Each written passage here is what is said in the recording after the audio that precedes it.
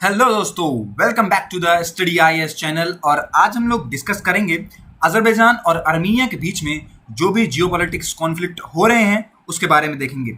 वहाँ के लोगों पे इसका क्या असर पड़ा है ये भी देखेंगे, और इन दोनों ही कंट्रीज के बीच में जिस तरीके की बातें आ रही हैं उन्हें भी देखेंगे, और ये भी देखेंगे कि आखिर जो ऑल ओवर वर्ल्ड है उसका क्या यहाँ पे आप कह सकते हैं इंटरफेयर रहा है इन दोनों की ही लड़ाई में। ओके दोस्तों, हर एक न्यूज को बारीकी से देखेंगे, उसे डिस्कस करेंगे अपनी आज की वीडियो में। तो बढ़ते हैं अपनी वीडियो की तरफ और देखते हैं अजरबैजान और आर्मीनिया के बीच के कॉन्फ्लिक्ट के बारे में। सबसे पहले एज यूजुअल हम लोग न्यूज को देखते हैं कि जो न्यूज आ रही है उसके बारे में। तो मैं बता दूं आपको कि पिछले एक हफ्ते से क्या हो रहा है कि मिलिट्री एक्शन चालू हो चुके हैं नगोर्नो और कराबक में। मतलब नगोर्नो कराबक एक जगह है, एक रीजन है डिस्प्यूटेड आर्मीनिया और अजरबैजान के बीच में। ओके, और वहां पे ये बताया गया है कि इस मिलिट्री एक्शन की वजह से 100 मतलब एटलीस्ट 100 सिविलियंस जो हैं आर्मीनिया की साइड से वो मर गए, मतलब डेथ हो गई थी उनकी। ओके दोस्तों, अब मैं आपको एक और बात बताऊं कि इन दोनों ही कंट्रीज के बीच में जो लड़ाई है ये काफ़ी सालों से चलती आ रही है। ऐसा नहीं है कि ये अभी स्टार्ट हुई है, पर ये कॉन्फ्लिक्ट जो हुआ है अभी वाला, ये रिसेंट वाला काफ़ी ज़्यादा सीरियस है। हमें आर्मीनिया के पता है कि आर्मीनिया में जो कैजुअलिटीज़ हुई हैं वो कितनी हैं, लेकिन अजरबैजान वालों ने अभी तक किसी भी तरह की कैजुअलिटी की इंफॉर्मेशन रिलीज नहीं की है। वहाँ पे भी हुई होगी, अगर आप जानते हैं कि दोनों तरफ से लोगों को हानि होती है तो उधर भी हुआ होगा, इधर भी हुआ है तो लेकिन उस हिसाब से वहाँ पे जो लोग हैं उन्होंने ये इन्फॉर्मेशन नहीं दी है। अब मैप में पहले मैं आपको सिखा दूं, बता दूं कि ये लोकेशन, ये कॉन्फ्लिक्ट हो कहाँ पे रहा है। ओके दोस्तों, जैसा कि आप यहाँ देखेंगे, यहाँ ये जो है ये साइड हो गया लेफ्ट में आर्मीनिया, इधर आपका अजरबैजान, जो ब्लू पोर्शन है थोड़ा सा आप मान सकते हैं, और ये ग्रेइश जो कलर है ये आर्मीनिया वाला। यहाँ पे जो ऑरेंज है ये है वो लोकेशन या फिर ये है वो जगह जहाँ पे ये कॉन्फ्लिक्ट चालू है। अब क्या है कहानी वो मैं बताऊंगा आपको बिल्कुल एकदम इन डिटेल में कि सिर्फ इस जगह पे क्यों हो रहा है। और यहाँ पे एक और इधर साइड जगह है, यहाँ पे भी काफ़ी ज़्यादा कॉन्फ्लिक्ट रहता है आर्मेनिया और अजरबैजान के बारे में। लेकिन इस बार सिर्फ इतना है इस जगह पे। अगर इस साइड दिखाऊं मैं आपको तो ये टर्की हो जाता है, इधर ईरान हो गया, यहाँ जॉर्जिया हो गया, यहाँ रशिया हो गया। मतलब इस तरीके से घिरा हुआ है चारों तरफ से दोस्तों। ओके, तो ये बात मैप में आई होगी कि अब आपको लोकेशन पता लगी होगी कि यहाँ पे क्या बातें चल रही हैं। अब देखिए ये जो लोकेशन है नगोर्नो एंड कराबक, ये क्या है। देखिए जो वेस्टर्न एशिया और ईस्टर्न यूरोप है इसके बीच में आपका एक इंटरनेशनली रिकॉग्नाइज्ड है ये अजरबैजान का पार्ट। मतलब कि इंटरनेशनली ये बताया हुआ है कि अजरबैजान का पार्ट है आपकी ये वाली जगह। लेकिन लेकिन वहाँ पे जो आर्मीनिया के काफ़ी सारे जो सेपरेटिस्ट हैं उनका कंट्रोल है उस रीजन में। काफ़ी सारा जो रीजन है वो आर्मीनिया के लोगों के एक तरीके से मान सकते हैं आप, उनका वहाँ पे कंट्रोल है। अगर ऑफिशियली जाएं तो अजरबैजान की ये जगह है, ये ऑफिशियली अजरबैजान के पास आता है नगोर्नो एंड कराबक। लेकिन आर्मीनिया के कुछ लोग वहाँ पे अपना कंट्रोल जो है उसे जमा के रखे हैं। ओके दोस्तों, अब जब से सोवियत एरा हुआ है उससे तब से लेके अब तक नगोर्नो और कराबक जो है, ये जो नगोर्नो कराबक ये जो है ये अजरबैजान की टेरिटरी में आता है। ओके, अब देखिए मैं आपको एक और चीज़ बताऊं, जब सोवियत यूनियन कोलैप्स हुई 1980s के अंदर, तब यह हुआ कि आर्मीनिया की रीजनल पार्लियामेंट में वोटिंग शुरू हुई और वो जो रीजन था उसे ट्रांसफर कर दिया गया आर्मेनिया से।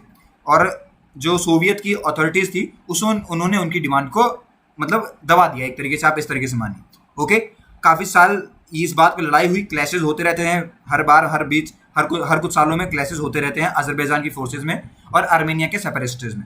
ओके, पर ये जो वायलेंस है सबसे पहला या फिर आप कह सकते हैं सबसे जो भयानक रहा था वो 1990s के अंदर रहा था। उस टाइम पे काफ़ी हज़ारों लोगों में, हज़ारों की संख्या में जो लोग थे वो वहाँ पे मरे थे, और कई हज़ार लोगों में मतलब डिस्प्लेस हुए थे अपनी जगह से, जो वहाँ पे रहते थे वो डिस्प्लेस हो गए। अब आप लोग जानते हैं जहाँ पे अगर इस हिसाब की आप वायलेंस रहेगा तो वहाँ से लोग भागेंगे, वहाँ पे कोई रहना नहीं चाहेगा, तो वहाँ से कई हज़ार लोग जो थे अपनी जगह को उन्होंने बदल लिया था। 1994 में क्या हुआ कि रशिया ने एक सीज फायर ब्रोक किया और उन्होंने ये बोला कि इस टाइम से आप कह सकते हैं जो आर्मेनिया है उसका कंट्रोल रहेगा उस रीजन पे रहेगा उसका कंट्रोल। कहाँ पे? आर्मेनिया पे। ये रशिया ने बताया था 1994 के अंदर सीज फायर ब्रोक करके तब। ओके दोस्तों,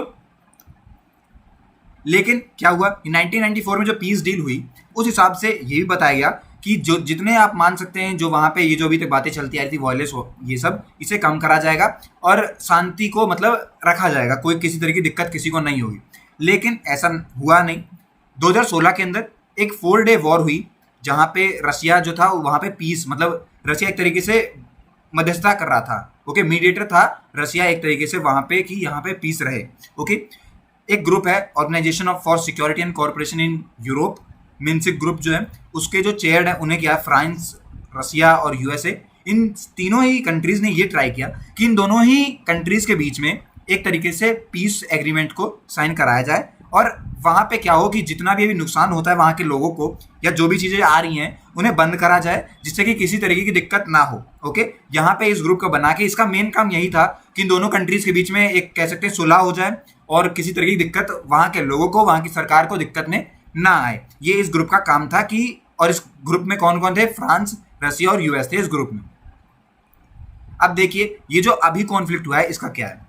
देखिए 27 सितंबर को मॉर्निंग में क्या हुआ कि दोनों ही कंट्री ने दोबारा से ये बोला कि उनके जो जगह है, उनकी जो कंट्री है वहाँ पे इन्फ्लिक्ट हुआ है सीरियस लॉस, साथ ही साथ अपोनेंट्स का, मतलब have inflicted serious loss on it's opponent. और एक और चीज़ मैं बताऊँ आपको कि वहाँ पे जो Warsaw based centre for eastern studies है, जहाँ पे अभी आप मान सकते हैं ये जो करंट एस्केलेशन चल रहा है यहाँ पे, वो बोला गया कि ये अजरबैजान ने शुरू किया है। इनकी अगर स्टडीज से माने हम तो उन्होंने ये कहा है कि ये जो भी कॉन्फ्लिक्ट शुरू हुए हैं इसकी शुरुआत अजरबैजान ने की है। ओके, लेकिन अब मैं आपको बताऊं उनकी बात भी काफ़ी हद तक सही है क्योंकि अजरबैजान के जो नेशनल काउंसिल के चेयरमैन हैं उन्होंने ये कहा कि military operation of the Azerbaijani army continues to clear the territories occupied by the enemy for almost 30 years. मतलब ये उनकी स्टेटमेंट थी जो उन्होंने दी थी कि हम लोग मिलिट्री ऑपरेशन कर रहे हैं अपनी अजरबैजान की जो उनकी आर्मी है उससे, वो भी अपनी उस टेरिटरी को कब्जाने के लिए जो कि उनके एनिमी के पास 30 साल से है। मतलब कि एक तरीके से आप देखें जिस हिसाब के स्टेटमेंट थे उस हिसाब से तो यही पता लगता है कि अजरबैजान के जो मिलिट्री है वो शुरू की थी, मतलब उन्होंने इसकी शुरुआत करी। वहाँ पे जो भी कॉन्फ्लिक्ट हो रहे हैं इसकी शुरुआत अजरबैजान की तरफ से करी गई, जिससे आपके स्टेटमेंट हमारे सामने आ रहे हैं। अब देखिए जो भी रशिया के स्टॉक्स रहे हैं या फिर किसी और कंट्री के, वो किस तरीके के रहे हैं या फिर आप कह सकते हैं वर्ल्ड की क्या इन्वॉल्वमेंट रही है इसमें। टर्की और रशिया ये दोनों रीजनल रिवलरीज हैं। ओके, मतलब इन दोनों में काफ़ी ज़्यादा आप कह सकते हैं कॉन्फ्लिक्ट रहते ही हैं हर बारी। ओके, इन दोनों ने भी इन्वॉल्वमेंट कर ली है। जो टर्की मुस्लिम मेजॉरिटी है उसने बोला है कि वो अजरबैजान के साथ खड़ी रहेगी, और क्रिश्चियनिटी मेजॉरिटी जो आर्मेनिया है, ओके, उन्होंने ये कहा है कि वो एक तरीके से पीसफुल नेगोशिएशन जो हुआ था उसके हिसाब से अपने काम को करना चाहेंगे। पर टर्की ने डिक्लेयर कर दिया कि किसी भी तरीके से वो सपोर्ट करेगी मुस्लिम मेजॉरिटी अजरबैजान को। ओके दोस्तों, मतलब टर्की जो है वो अजरबैजान का साथ दे रही है। सब जानते हैं रसिया और टर्की के बीच में ये दोनों ही आपस में ही काफ़ी ज़्यादा आप कह सकते हैं अपोजिट साइड्स हैं ये दोनों ही, और इन दोनों ने ही जैसे कि सीरिया और लीबिया और टर्कीज में सपोर्ट किया है अपना अजरबैजान को, उसी तरीके से रसिया ने बोला है कि वो सपोर्ट नहीं पर एक तरीके से साथ देगा दूसरी साइड का। ओके दोस्तों, इस तरीके की बातें कही हैं। जानते हैं आप लोग रसिया का इन्फ्लुएंस रहा है साउथ कॉकस में, तो वहाँ पे ये कहा है रसिया ने। अब देखिए जितनी भी कंट्रीज़ हैं उनका ये मानना है या फिर जो वो रीज़न है उसका जो रूट है वो सभी कंट्रीज़ के लिए इंपॉर्टेंट है, क्योंकि जो सप्लाई है ऑयल की और नेचुरल गैस की जो कि यूरोपियन यूनियन से आती है वो उस रूट से होकर निकलती है। तो ये जो लोकेशन है ये काफ़ी ज़्यादा इंपॉर्टेंट है बाकी कंट्रीज़ के लिए जो यूरोपियन यूनियन से बिलोंग करती हैं।